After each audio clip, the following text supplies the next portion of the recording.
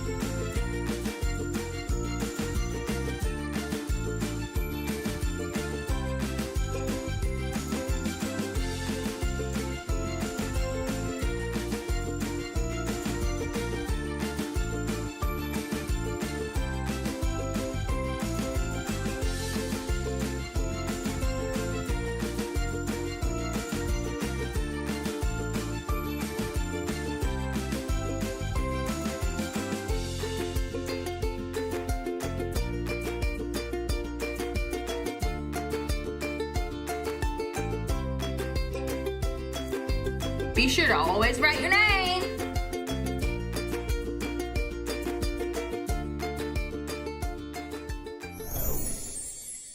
We love to read. During my spring break and for the entire month of March, we are going to be talking about great women in history because it's Women's History Month.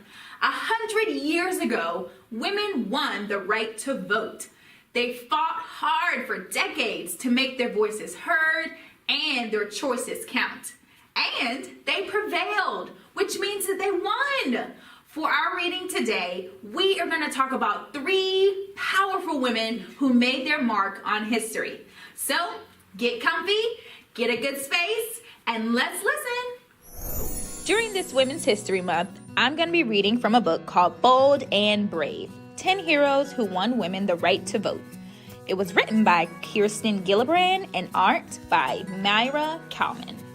When I was a little girl, after church on Sundays, I would visit my great-grandmother Mimi. She told me about a time when women like her left their homes and worked in factories, making equipment to help American soldiers win the war.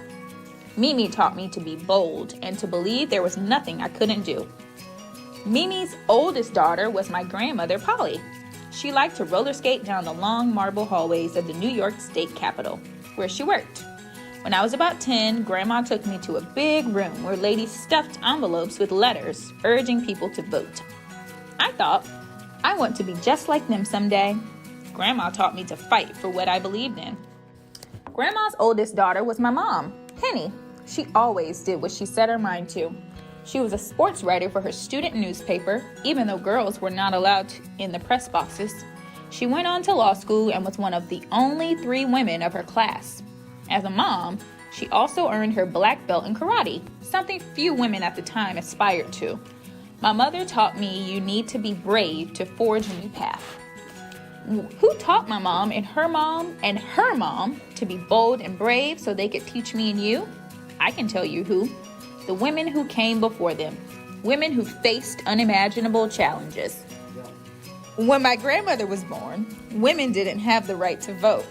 That meant they didn't have the power to elect the people who would establish our country's rules and laws. Less than a century later, I became a United States Senator, which means I helped make those laws. Here are 10 women who paved the way. They were called suffragists, not because they suffered, although they most certainly did, but because suffrage means the right to vote. They fought so women could be heard. Elizabeth Cady Stanton. Born in 1815, she passed away in 1902. Her stance was, dare to be different. In 1848, Elizabeth Cady Stanton was a young mother when she and her friends decided to hold a big meeting about women's rights. They believed something uncommon at the time, that all men and women are created equal, and wanted laws to guarantee it. They especially wanted the right to vote.